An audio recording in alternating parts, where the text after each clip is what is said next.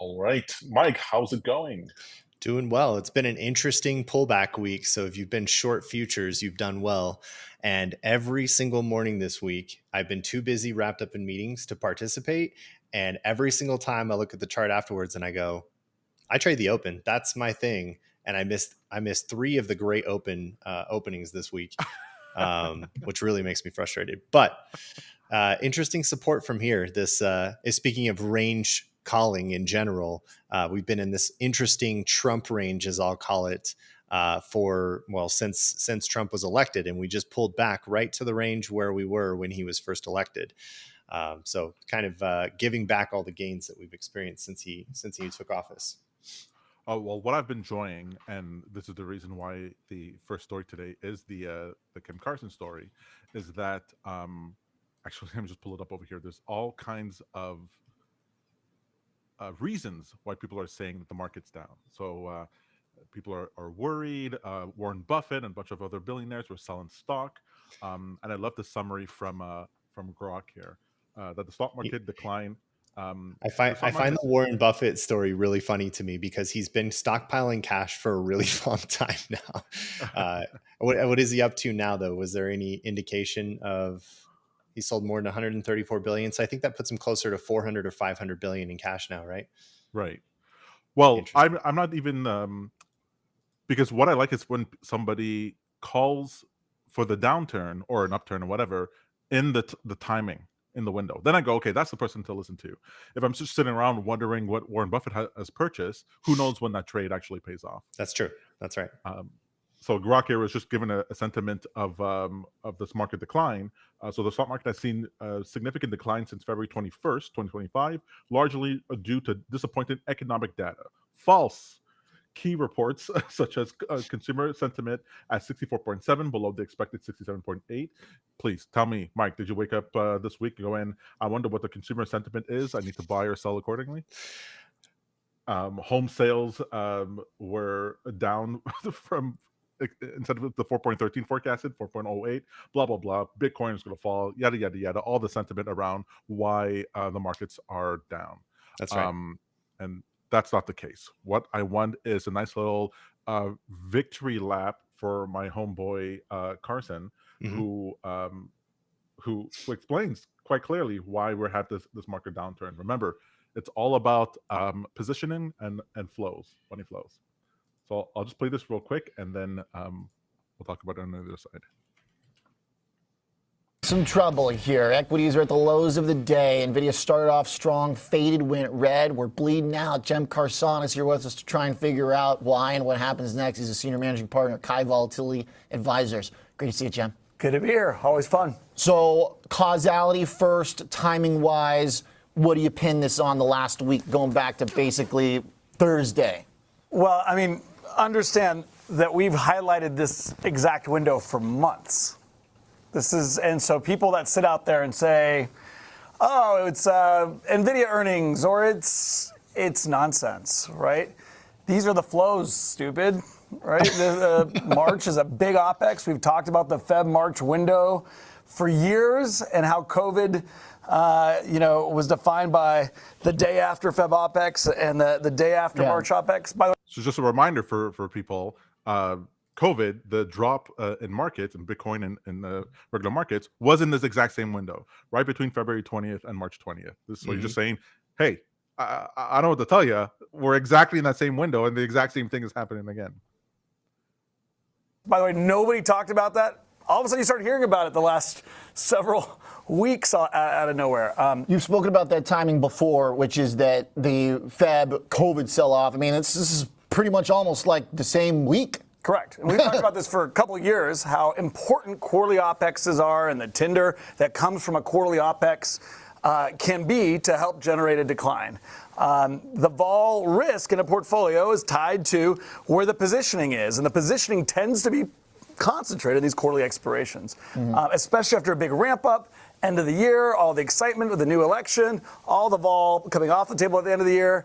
January, February are the parts you want to be careful of right at the options expiration. Of course, Friday options expiration was the opening of the window. So the window of weakness here, option expiry happens, the protection to the downside has been removed temporarily, and if there's a catalyst that happens within that that zone and it's momentum towards the downside, well, all of a sudden people are chasing in order to protect their positions, and these sorts of things happens every quarter, especially for February, March, and then especially for September, October, which is why most market crashes happen in those areas, because December and June, August, people are on vacation.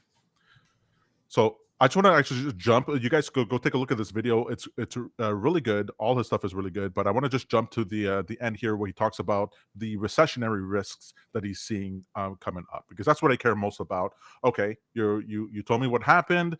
Now what's the next call? And he outlines these two potential paths that we can take.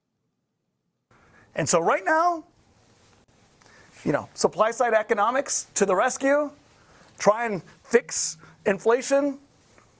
But in the long run, politically, it's going to be unpalatable for people. And if we go into a recession, which is what they're doing, they're going to push us into a recession to pull demand off the table and then respond with QE. Okay. That's the recipe. You think this is happening this year? So this is happening this year. Okay. All right. So take me through the steps then. We got kind of the political driven, your logic for how they try and navigate this. Back to kind of the vol and the timing and stuff. How long this window of weakness? How deep? And is this a process you see as being a gradual one, or are we in like crash risk? So right now, to be very clear, this is the beginning of a window of weakness and a correction. I do not see this as a current 20% decline. Okay. We've been very clear. We highlighted this many months ago that starting in around February options expiration, we would get 10 to 12% decline. Right? Still think that's the case. It's very orchestrated, controlled. Entities were prepared for it. Again, we talked about all the people. The communication's been clear. The administration's been pretty clear. Here it comes. But just as clear will be a response with QE, right? On the other side, monetary-driven policy. You think that's what, Q3? When does that happen? No, that happens sooner. Yeah? That happens sooner. Okay. I believe that happens probably in the next 3 months. Do you still think this year we get 6% 10-year, or are these things going to actually work to some effect to bring that down? Well, last year, if you remember, we called for 5, and we got it about 2-3 weeks late. Yeah. Right? Still got real close, though. Yeah. What I think actually is this decline, as we go into recession, so for 3-4 months, will in the 10-year will continue, and inflation will come down. Okay. But as QE hits, call it in 3 months or 2 months or whenever it is, right? I think there's going to be a knee jerk. The front end of the curve will come down. The back end will kind of soften. That'll be a buy the yield, sell the news, whatever you want to call it, event. Okay. That'll eventually take that 10-year higher. So I do think we're going to push back towards 6. It's my view. Very. It's the second half. However unpopular that was earlier, now it's even more unpopular. The best time on these secular trades, and we've been doing in this trade. You think that's second half of the year, basically? Second half, yes. Right. Okay. Yes, exactly. All right. Jem Carson. All right, so jam-packed full of information over there. I absolutely love it. So he's making the same call here that if you watch the full video, he talks about the populist demand is for more equality. People don't like this. The haves have more, the have-nots have less, and there's this call for this populism, which, if given, would be inflationary. Because putting money in the hands of the consumer, however you do it, is inflationary. There's no real way around that. So he's saying that the administration, although they're saying that, what they're going to do is to cause this a recession so that they can bring down the 10-year yield, bring down inflation, so win the inflation fight, and then do QE, which inadvertently he says will then cause a bunch of inflation. So there's all kinds of trades there, right? So this window of weakness, I mean, I've been short since the 21st of February. You've been short crypto. Crypto. Well, I've been doing prop firm trading as well. So right. Okay. Yeah. And then also, so after this window weakness is done, we've seen from the beautiful indicator that that you created last time. Let me just pull that up on the screen. Your liquidity indicator. We have here the possibility that if you see at the bottom right, that yellow line is that liquidity offset. Offset so by 70, right?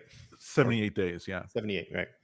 So then over here we have liquidity already starting to be pumped into the market. That'll show up then, right? So even though the liquidity is going up concurrently now, we're getting a downdraft in the market. It takes some time for that to bleed through, and then some months from now, April, May, June, we should start seeing QE really start to ramp up.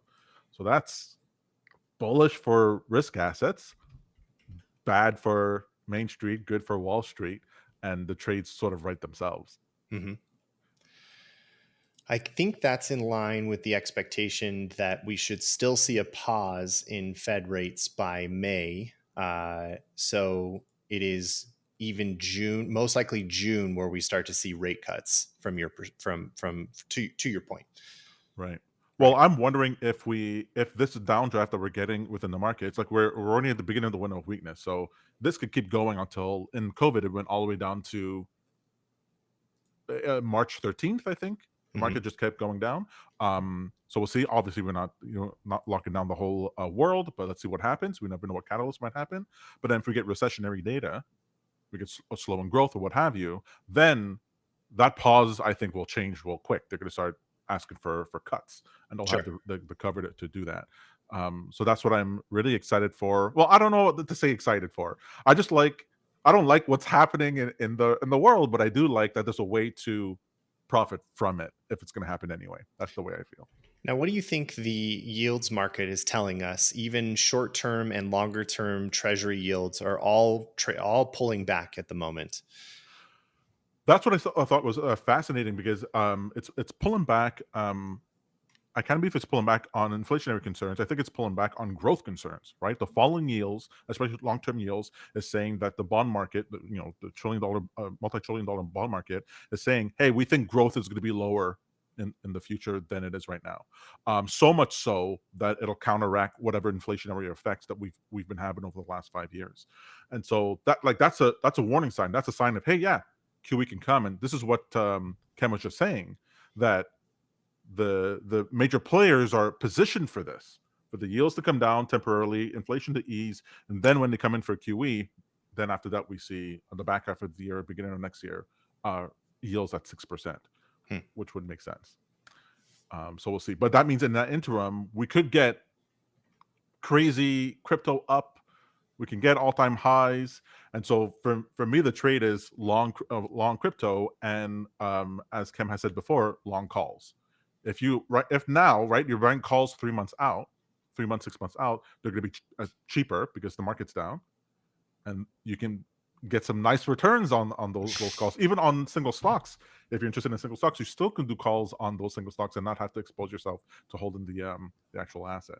Fascinating. Yeah, that's worth taking a look at. TradersPost is an automated trading platform designed to take the friction out of executing your strategies. Whether you're trading stocks, futures, or crypto, TradersPost connects seamlessly to your broker or exchange, giving you the flexibility to automate your trades without missing a beat.